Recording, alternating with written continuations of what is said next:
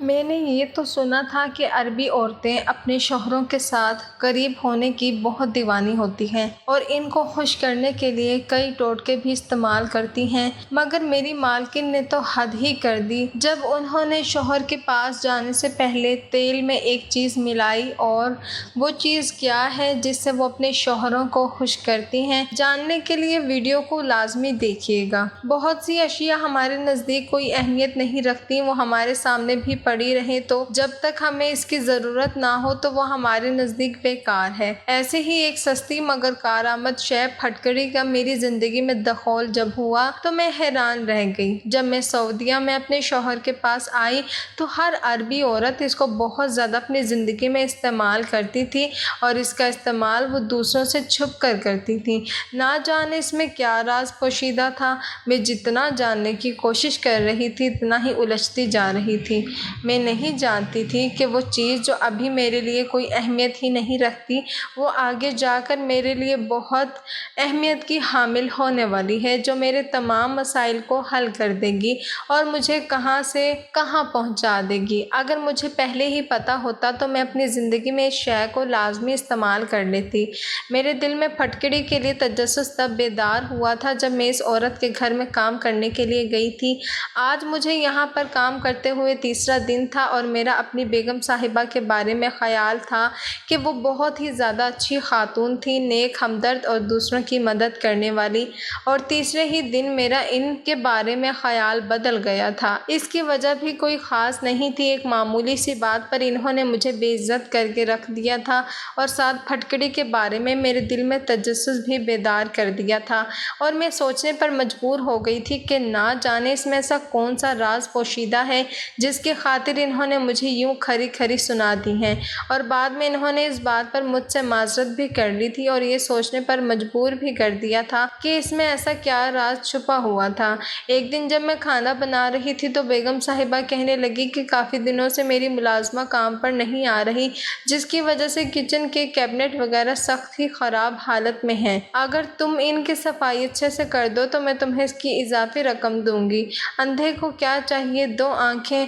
میں نے فوراً سے ان کی بات پر عمل درآمد کرنا شروع کر دیا تھا، اور پھر جب میں کیبنٹ کی صفائی کر رہی تھی تو بیگم صاحبہ نے کہا کہ فالتو سامان اٹھا کر باہر پھینک دینا۔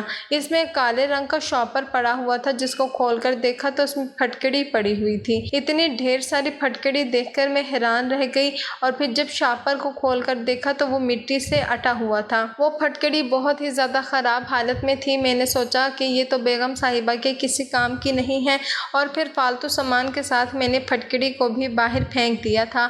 اور پھر جب میں صفائی ستھرائی کر چکی تھی تو کھانا بنانے کے بعد میں اپنے گھر جانے ہی لگی تھی جب بیگم صاحبہ نے مجھے روک لیا اور کہنے لگی کہ کچن سے کالے رنگ کا شاپر نہیں مل رہا، وہ کہاں پر رکھا ہے؟ وہ بہت ہی زیادہ گھبرائی ہوئی تھیں اور پریشان نظر آ رہی تھیں۔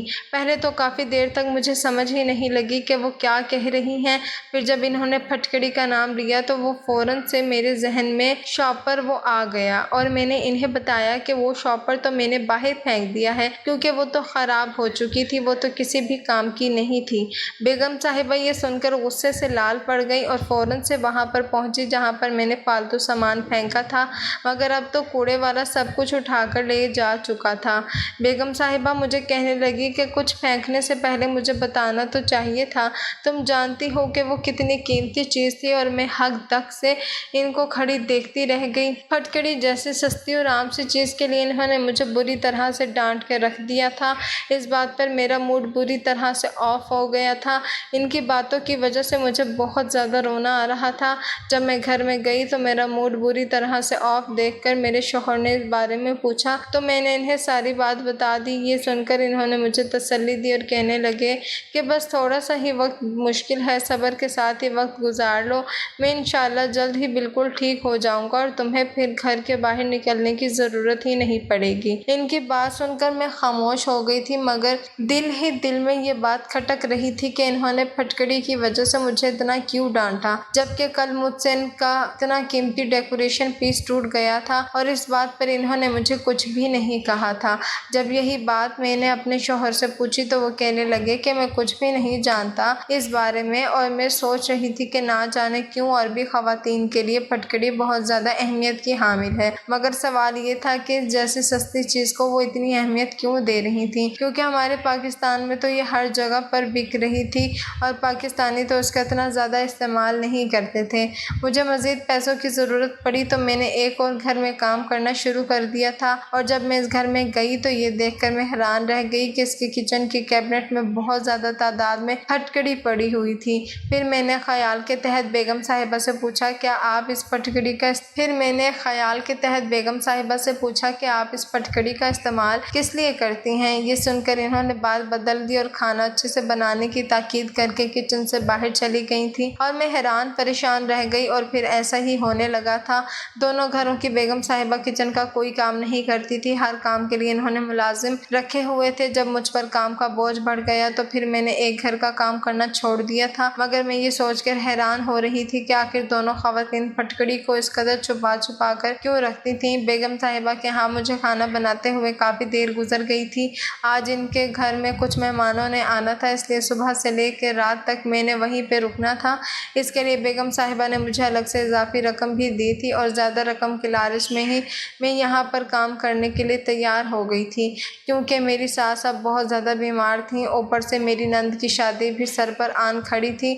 ایسے میں مجھے پیسوں کی اشد ضرورت تھی۔ میری شادی کو بھی 5 سال کا عرصہ گزر گیا تھا۔ 5 سال سے میں اولاد کی نعمت سے محروم تھی، اور میں یہ بھی اب چاہتی تھی کہ کسی اچھے سے ڈاکٹر سے اپنا علاج کرواؤں۔ میں جس گھر میں کام کر رہی تھی یہ بھی اولاد کی نعمت سے محروم تھی، مگر ان کا اطمینان قابل دید تھا۔ ان کو اس قدر پرسکون دیکھ کر میں سوچتی کہ شاید ان کی زندگی مکمل ہے، اس لیے انہیں اولاد کی کمی محسوس نہیں ہوتی، مگر مجھے تو اٹھتے بیٹھتے شدت سے اس کی کمی کا احساس ستاتا تھا۔ اور میں نے اولاد کے لیے کتنی ہی منتیں مرادیں مانی تھیں، مگر ابھی تک اس نعمت سے محروم تھی، اور اب سوچ رہی تھی کہ نند کی شادی ہو جائے تو میں اپنا کسی اچھے سے ڈاکٹر سے علاج کرواؤں گی۔ رات کو کھانا بنانے کے بعد جب میں جانے لگی تو بیگم صاحبہ کچن میں آئیں، اور پھر انہوں نے کیبنٹ سے پھٹکڑی نکالی اور اسے ایک برتن میں ڈال دیا، اور پھر دوسرے کیبنٹ سے ایک عجیب سی چیز نکال کر اس برتن میں ڈال دی، اور دیگچے کو انہوں نے اوپر سے ڈھک دیا تھا۔ یہ دیکھ کر میں حیرت زدہ رہ گئی اور ان سے پوچھنے لگی کہ بیگم صاحبہ یہ آپ کیا کر رہی ہیں؟ وہ مجھے دیکھ کر چونک گئی، ان کے چہرے پر غصے کے تاثرات تھے۔ وہ پھر مجھے غصے سے کہنے لگی کہ تم اپنے کام سے کام رکھا کرو، یوں ہر کام میں دخل اندازی مت کیا کرو۔ ان کے اس طرح بولنے پر میں چپ کی چپ رہ گئی۔ دوسری بار وہ مجھے ڈانٹ رہی تھی، اور وہ بھی صرف ایک معمولی سی بات پر۔ شاید ان کے لیے پھٹکڑی بہت زیادہ اہمیت کی حامل تھی۔ اس کے بعد بیگم صاحبہ کہنے لگی کہ میں اپنے کمرے میں جا رہی ہوں، تم برتن بھی دھو لو، اور جب فارغ ہو جاؤ گی تو ڈرائیور تمہیں چھوڑ آئے گا۔ آج چونکہ ملازمہ نہیں آئی تھی تو آج برتن دھونے کی ذمہ داری بھی میری تھی۔ اور پھر برتن دھونے کے بعد جب میں بیگم صاحبہ کو بتانے کے لیے ان کے کمرے میں آئی تو دروازہ تھوڑا سا کھلا ہوا تھا، اور اندر سے عجیب آوازیں آ رہی تھیں۔ یہ دیکھ کے میں ڈر گئی، اندر سے اتنی عجیب آوازیں کیوں آ رہی ہیں؟ اور جب میں نے دروازے کی اوٹ سے جھانکا تو اندر کا منظر دیکھ کر میں ہکا بکا رہ گئی، کیونکہ بیگم صاحبہ مجھے سعودیہ میں آئے ہوئے 2 مہینے ہو گئے تھے۔ اس دن میں گھر کے کاموں میں مصروف تھی جب مجھے اپنے شوہر کے آفس سے ایک روح فرسا خبر سننے کو ملی۔ میرے شوہر کا ایکسیڈنٹ ہو گیا تھا اور وہ ہسپتال میں ایڈمٹ تھے۔ یہ سن کر میری جان نکل گئی، اور میں روتے دھوتے جب ہسپتال میں پہنچی تو وہ کافی زیادہ زخمی تھے۔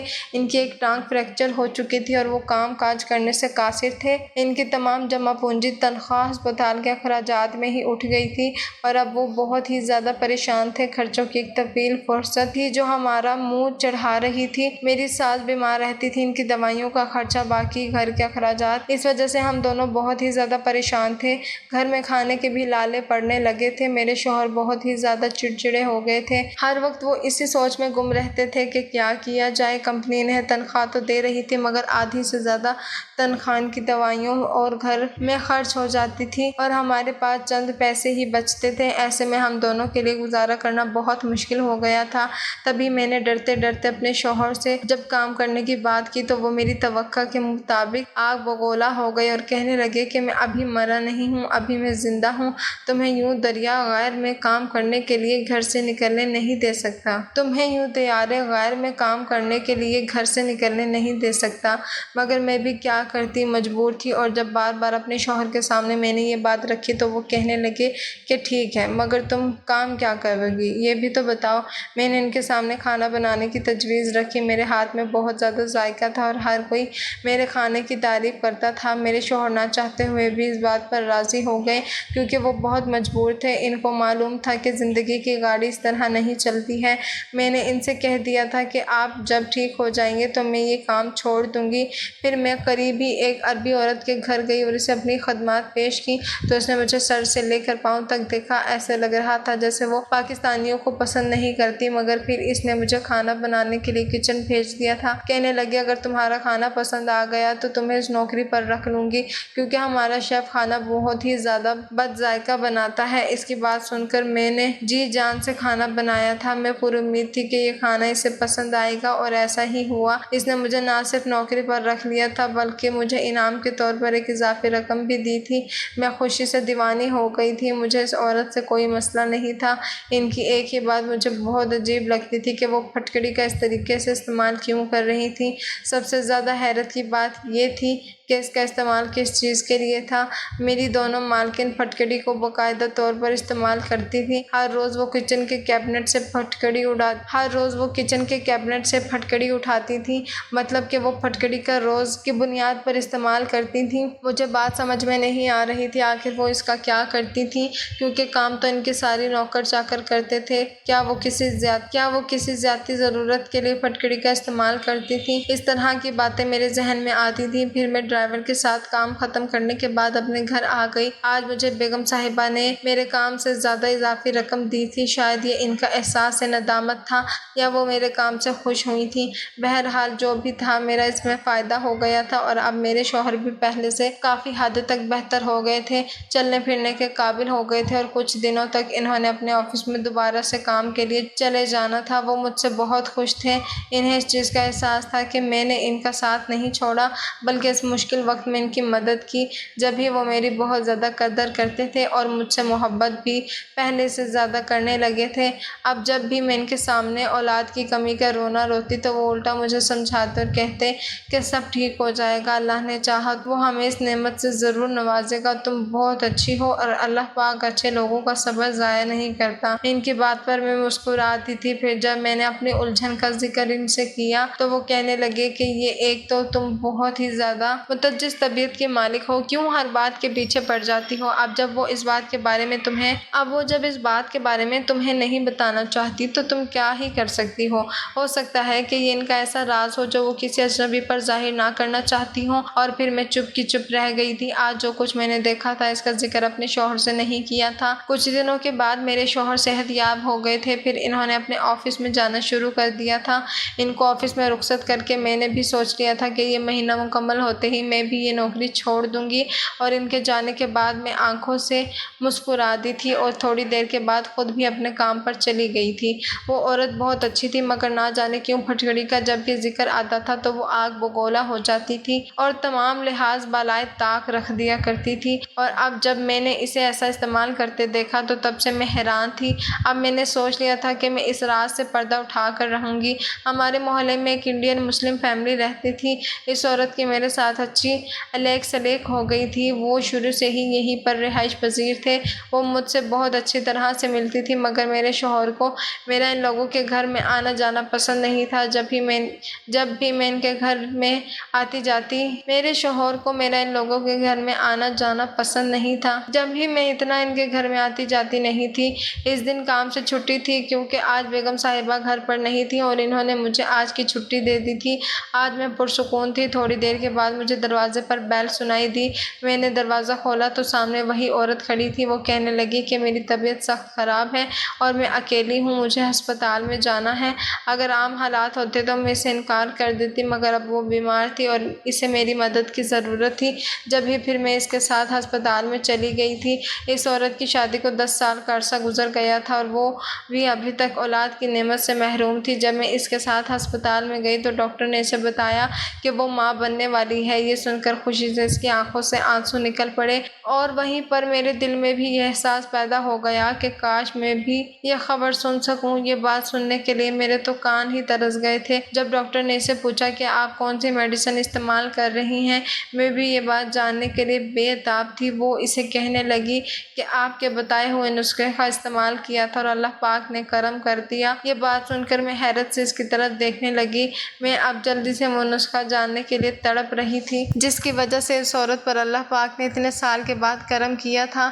اتنے میں اس کا شوہر وہاں پر آ گیا اور میں اس سے کوئی بات ہی نہیں کر سکی۔ واپسی کا سفر ہم لوگوں نے خاموشی سے کاٹا تھا۔ میں اپنے گھر آ گئی۔ گھر آنے کے بعد بھی میں مسلسل اسی بارے میں ہی سوچے جا رہی تھی۔ اگلے دن جب میں کام پر گئی تو بیگم صاحبہ پہلے ہی کچن میں موجود تھی اور مجھے دیکھ کر وہ چونک گئی اور کہنے لگی کہ تم ابھی باہر بیٹھو، میں ابھی آتی ہوں۔ وہ چولہے پر کوئی برتن رکھے کھڑی تھی مگر میں ان کے پاس آ گئی اور اب جب انہوں نے مجھے وہیں پر کھڑے دیکھا تو وہ غصے سے کہنے لگی کہ تمہیں سنائی نہیں دیا میں نے کیا کہا ہے؟ فوراً سے باہر جاؤ۔